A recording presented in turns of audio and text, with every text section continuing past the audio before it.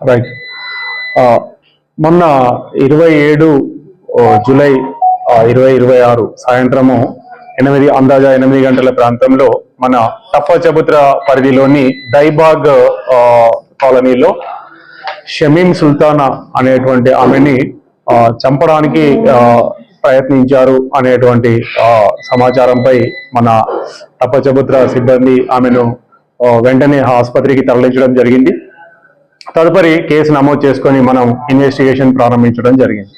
దీనిలో భాగంగా ఈరోజు మనం ఒక 3 వ్యక్తులను పట్టుకోవడం జరిగింది. షమీం సుల్తానా యొక్క దీనిలో ప్రధానంగా ఎవరెవరు ఇన్వాల్వ్ ఉన్నారు అని అంటే, షమీం సుల్తానా యొక్క మరిది దస్తగిరి అలియాస్ పప్పు, అదేవిధంగా అతని యొక్క మిత్రులు గులాం నబీ అండ్ ఉస్మాన్ అలియాస్ అడ్డు. ఈ 3 కలిసి ఆమెను చంపడానికి ప్రయత్నం చేశారు.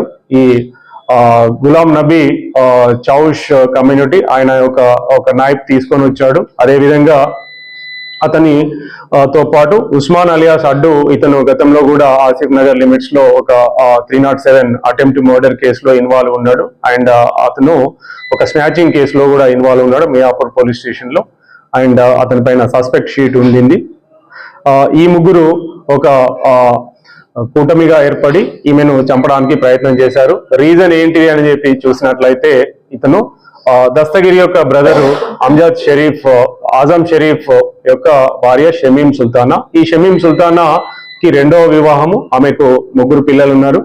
సో ఆమె ప్రాపర్టీలో భాగము అడగడంతో, ఈ ప్రాపర్టీలో భాగం అడగడంతో ఫ్యామిలీలో గొడవలు స్టార్ట్ అయిపోయినాయి. సో దాంతో గత 2 నెలల నుంచి ఆమె నా పేరున ప్రాపర్టీ చేయండి అనేటువంటి డిమాండ్ ఏదైతే ఉందో ఆమెను తొలగించుకోవడానికి దస్తగిరి ప్లాన్ చేసినట్టుగా తెలుస్తా ఉంది.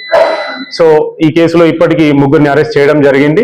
అదేవిధంగా ఆమె యొక్క స్టేట్మెంట్ ఇవన్నీ కూడా ఐ విట్నెస్ల యొక్క స్టేట్మెంట్లు ఇవన్నీ కూడా రికార్డ్ చేయడం జరిగింది.